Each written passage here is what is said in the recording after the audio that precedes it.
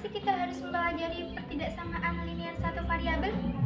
Untuk mengetahui lebih lanjut, yuk simak video pembelajaran ini.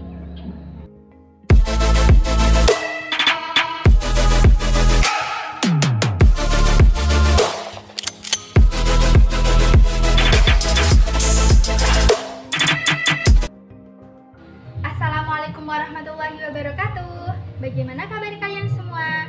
Semoga kalian selalu dalam lindungan Allah Subhanahu wa taala, sehingga selalu dalam keadaan sehat walafiat. Amin.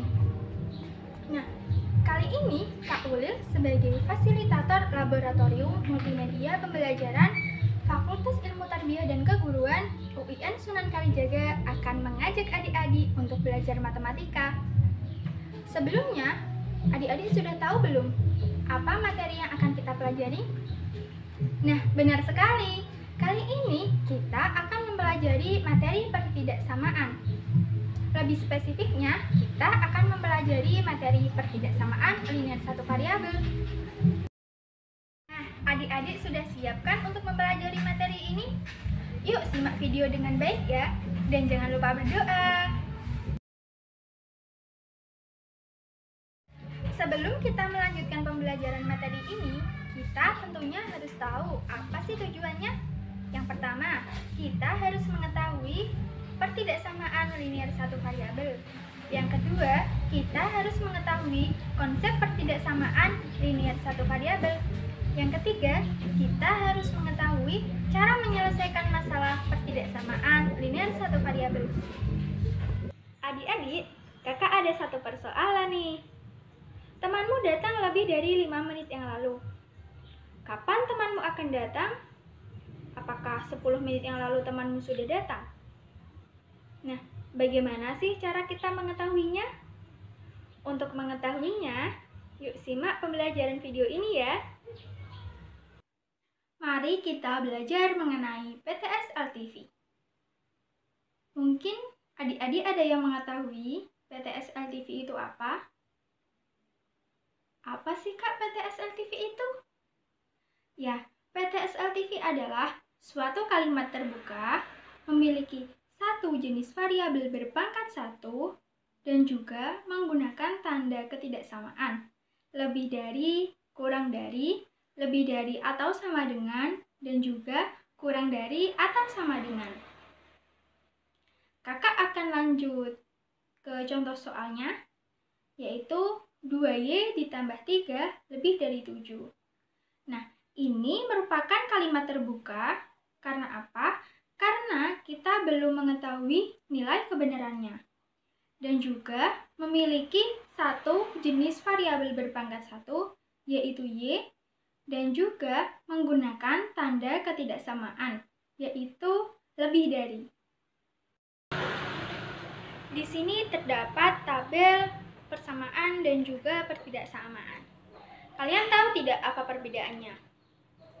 Kalau persamaan itu menggunakan sama dengan, kalau pertidaksamaan itu menggunakan lebih dari, kurang dari, lebih dari atau sama dengan, dan juga kurang dari atau sama dengan.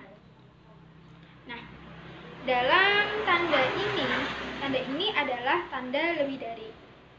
Kalau tanda ini adalah kurang dari, kalau tanda ini adalah lebih dari atau sama dengan. Kalau tanda lebih dari atau sama dengan itu sering digunakan, yaitu minimum, paling sedikit, tidak, kurang dari. Kalau tanda ini adalah kurang dari atau sama dengan, sering disebut yaitu di soal maksimum, paling banyak, tidak lebih dari. Nah, adik-adik dapat membedakan mengenai persamaan dan juga pertidaksamaan ya. Mudah dipahami kan mengenai perbedaannya? Perhatikan adik-adik. Di sini terdapat garis bilangan. Yang pertama, garis bilangannya yaitu X lebih dari atau sama dengan min 2. Artinya apa sih, Kak? Nah, artinya yaitu kalau terdapat tanda lebih dari atau sama dengan, itu nilainya akan semakin besar. Arahnya semakin ke kanan dan juga semakin positif. Nah, seperti halnya ini, arahnya semakin positif ke -1, 0, dan seterusnya. Kemudian kalau X lebih dari -2 itu juga sama. Samanya apa? Yaitu arahnya semakin positif dan semakin ke kanan. Dan kemudian X kurang dari atau sama dengan -2. Nah, kalau ini itu artinya nilainya akan semakin kecil, arahnya semakin ke kiri, dan kalau ini nilainya ke -3, -4, -5, dan seterusnya. Pasti adik-adik banyak yang bertanya-tanya nih, perbedaannya apa sih, Kak? Nah, perbedaannya adalah di bagian tandanya. Kalau tanda lebih dari atau kurang dari itu menggunakan bulatan kosong. Tetapi kalau tandanya lebih dari atau sama dengan, kurang dari atau sama dengan, itu menggunakan bulatan penuh. Nah, dari sini adik-adik dapat memahami ya mengenai penjelasan garis bilangan. Kita masuk kepada notasi interval dan juga notasi pembentuk himpunan. Dari X lebih dari atau sama dengan -2, yang mana notasi intervalnya bisa dibaca dengan kurung siku -2 positif infinite kurung lengkung.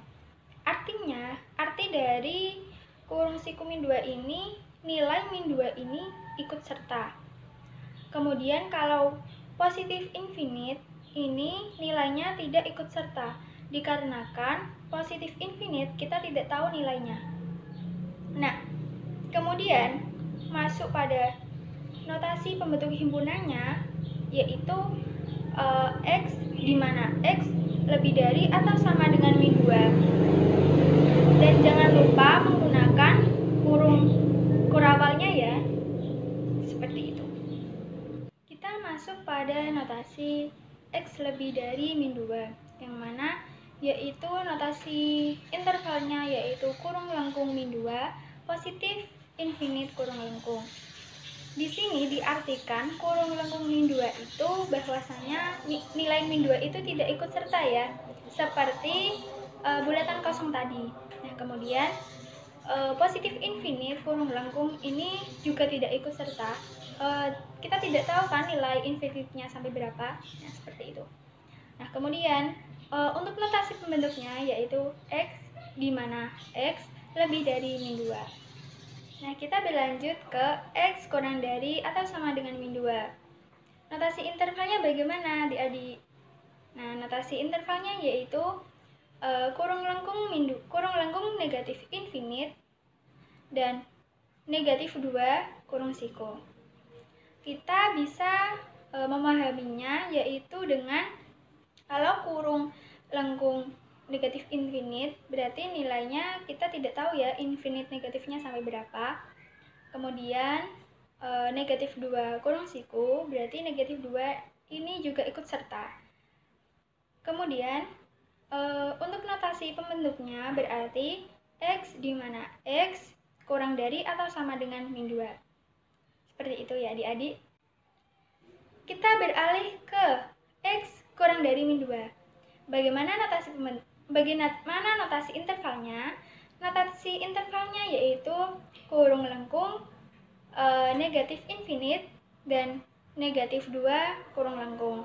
Berarti kurung lengkung negatif infinite ini kita tidak tahu ya nilai negatif infinite-nya sampai berapa, dan juga negatif 2 kurung lengkung itu tidak ikut serta juga. Nah, seperti itu. Sangat mudah bukan adik-adik untuk memahaminya? Adik-adik kita lanjut untuk mengerjakan contoh soal ya, biar adik-adik lebih paham untuk materi pertidaksamaan ini. Contoh soal yang pertama yaitu tulislah kalimat terbuka dari M ditambah 5 lebih dari atau sama dengan -7. Nah, mari kita selesaikan bersama-sama ya. Berarti kita menulis M ditambah 5. Nah, tadi kan ada kata lebih dari atau sama dengan. Berarti kita menggunakan simbol lebih dari atau sama dengan. Menjadi M ditambah 5 lebih dari atau sama dengan -7. Nah, masuk pada contoh soal yang kedua ya adik-adik. Nah, tulislah permasalahan berikut ini menjadi pertidaksamaan linear satu variabel. Kalian ingin mengetahui nilai Y sedemikian sehingga luas jajar genjang tidak kurang dari atau sama dengan 40 satuan luas. Nah, mari kita selesaikan bersama-sama lagi ya. Pertama-tama, kita kan sudah mengetahui bahwasanya nilai tadi kurang dari atau sama dengan 40. Berarti kita dapat mengambil kesimpulan bahwasanya 40 itu paling kecil nilainya.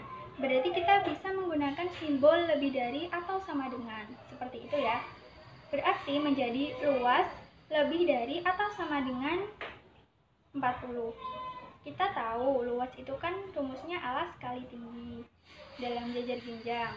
Nah, berarti kita masukkan saja alas kali tinggi lebih dari atau sama dengan 40. Seperti itu ya. Nah, tadi kan sudah tahu alasnya itu 5, terus tingginya itu Y ditambah 7. Kita masukkan ke dalam rumus tadi. Alasnya berarti 5 dikali kurung Y ditambah 7 lebih dari atau sama dengan 40. Nah, kita hitung pertidaksamaannya. Berarti menjadi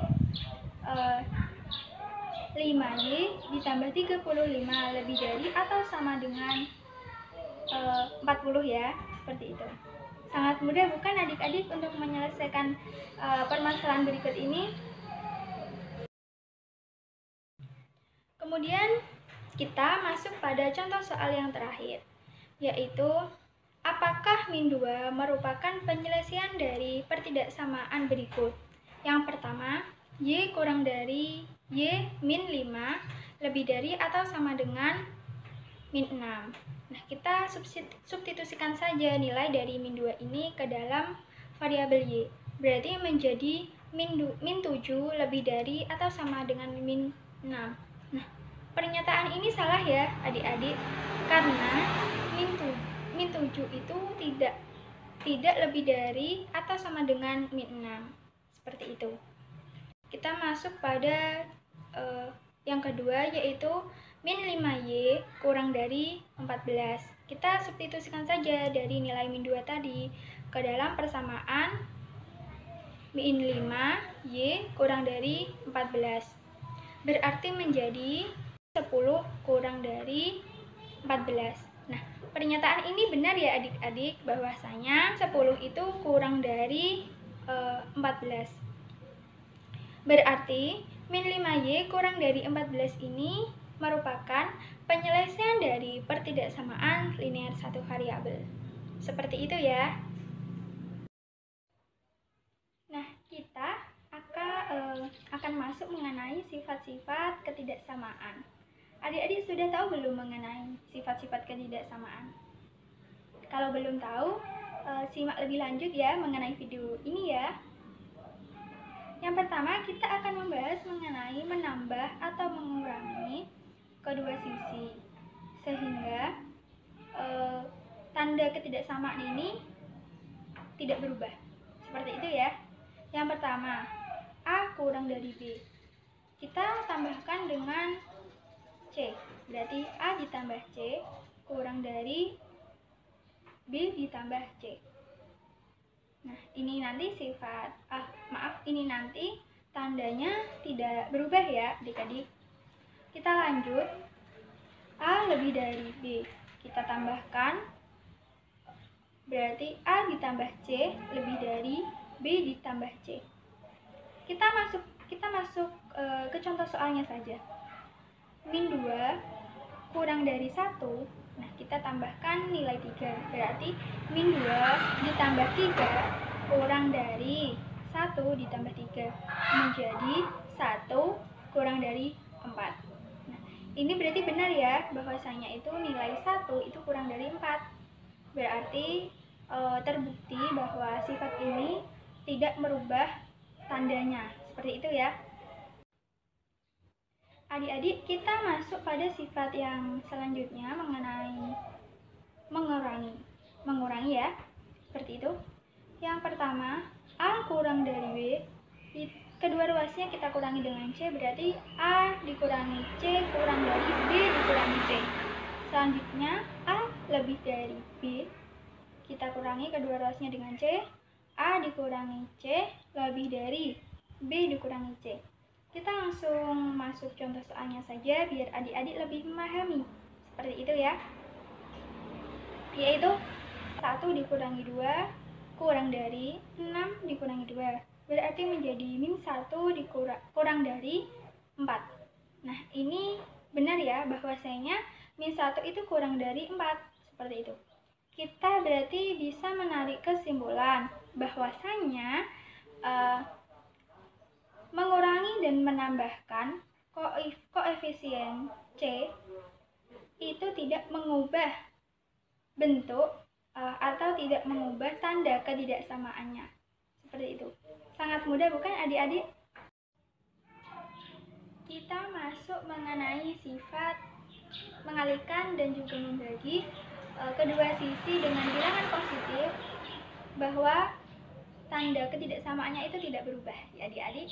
Nah, kita masuk saja, yaitu A kurang dari B dikalikan dengan koefisien C menjadi A dikali C kurang dari B dikali C. Kemudian A lebih dari B dikalikan dengan koefisien C menjadi A dikali C lebih dari B dikali C. Kita masuk pada contoh soalnya saja, yaitu min 2 kurang dari 1 kita kalikan dengan koefisien positif 2, yaitu menjadi min 4 kurang dari 2. Nah, ini benar ya bahwasanya min 4 itu kurang dari 2. Seperti itu. Kita lanjut mengenai sifat yaitu membagi. Berarti A kurang dari B kita bagi dengan koefisien C menjadi A per C kurang dari B per C. Kemudian masuk pada A lebih dari B, kita bagi dengan koefisien C menjadi A per C lebih dari B per C. Seperti itu ya. Jadi kesimpulan dari sifat ini, kalau kita mengalihkan atau juga membagi dengan bilangan positif, maka tanda ketidaksamaannya itu tidak berubah. Sangat mudah bukan adik-adik untuk memahami sifat-sifat ini? Kita masuk pada sifat mengalihkan atau membagi dengan bilangan negatif, maka tanda ketidaksamaannya ini nanti berubah. Seperti itu. Adik-adik nanti mohon dipahami mengenai sifat ini. Yang pertama, A kurang dari B, kita kalikan dengan koefisien min C, berarti A dikali min C, tandanya ini berubah ya menjadi lebih dari B dikali min C. Kemudian A lebih dari B, kita kalikan koefisien min C, berarti berubah menjadi A dikali min C kurang dari B dikali min C. Seperti itu. Kita langsung masuk pada contoh soalnya saja ya adik-adik, yaitu min 2 kurang dari 1 kita kalikan dengan negatif 2, berarti menjadi negatif 2 dikali negatif 2 kurang dari 1 dikali negatif 2. Hasilnya menjadi 4. Nah, tanda ini berubah menjadi lebih dari, berarti 4 lebih dari min 2. Nah, benar kan bahwasanya 4 itu, nilai 4 itu lebih dari min 2. Seperti itu. Kita masuk pada sifat ketidaksamaan dalam membagi dengan bilangan negatif. Yang pertama yaitu A kurang dari B. Nah, kita bagi dengan negatif C, yaitu menjadi A per negatif C lebih dari. Nah, ini tandanya berubah menjadi lebih dari ya. B per negatif C. Kemudian A lebih dari B, kita bagi dengan negatif C, berarti menjadi A per negatif C kurang dari. Nah, kalau lebih dari berarti tandanya berubah menjadi kurang dari, berarti kurang dari B per negatif C. Seperti itu. kita masuk pada contoh soalnya saja. Berarti 1 kurang dari 3 kita bagi dengan negatif 3 ya. Berarti menjadi 1 per negatif 3, tandanya berubah menjadi lebih dari. Berarti 1 per negatif 3 lebih dari 3 per negatif 3. Nah, ini terbukti ya adik-adik bahwasanya 1 per negatif 3 itu lebih dari atau lebih dari 3 per negatif 3. Seperti itu. Nah, ini nanti sifat dalam tanda ketidaksamaan lebih dari atau sama dengan, kurang dari atau sama dengan, ini juga berlaku pada sifat-sifat tersebut. Seperti itu. Adik-adik, kita latihan soal mengenai garis bilangan ya. Nah, ini contoh soalnya, bisa dibaca. Nah, kita kan mencari mengenai garis bilangannya ya. Pertama yang kita lakukan adalah mencari permasalahan atau kita mencari solusi pertidaksamaannya. Nah, pertidaksamaannya yaitu X min 4 kurang dari negatif 2. Nah, kita harus menambahkan nilai 4 di kedua ruasnya. Karena apa? Kan kita harus mencari nilai X-nya. Berarti X dikurangi 4 ditambah 4 kurang dari negatif 2 ditambah 4. Seperti itu bukan? Nah, berarti menjadi X kurang dari 2. Nah, kita sudah menemukan pertidaksamaannya. Nah, kita lanjut. Berarti kita yang kedua, kita membuat garis bilangan seperti ini. Nah, tadi kan sudah didapatkan bahwasanya X kurang dari 2. Berarti kalau X kurang dari 2 berarti arahnya ke kiri. Karena tandanya kan kurang dari. Berarti nilainya semakin kecil dari positif 2. Seperti itu. Nah, karena ada tanda kurang dari, berarti kita bisa menambahkan bulatan kosong. Ya kan? Kalau bulatan kosong, tandanya nilai 2 itu tidak ikut serta. Berarti yang ikut serta apa aja? Yang ikut serta berarti 1, ya, 1, 0, negatif 1. Yang ikut serta sampai seterusnya, dan kita tidak dapat tahu sampai berapa. Seperti itu. Berarti notasi yang kita buat berarti kurung melengkung negatif infinite, 2 kurung lengkung. Seperti itu ya. Sangat mudah bukan untuk menyelesaikan garis bilangan atau mencari garis bilangannya ya. Untuk pemahaman lebih lanjut, adik-adik bisa mengerjakan contoh-contoh soalnya di buku. Atau adik-adik bisa sering mengerjakan atau latihan soal mengenai garis bilangan atau latihan contoh-contoh soal yang lain mengenai pertidaksamaan. Seperti itu ya adik-adik. Nah, adik-adik sudah memahami materi mengenai pertidaksamaan. Kakak ingin adik-adik membuat rangkuman mengenai materi ini di buku kalian sendiri dengan bahasa kalian sendiri agar dapat mudah dipahami ya. Nah, jangan lupa dikerjakan dan tetap semangat. Nah, itu tadi materi matematika mengenai pertidaksamaan. Kakak harap adik-adik dapat memahaminya ya. Jika adik-adik belum paham atau kurang paham mengenai materi ini, adik-adik bisa memutar ulang pembelajaran video ini. Kakak yakin kalau adik-adik semangat dalam belajar, pasti adik-adik bisa, ya.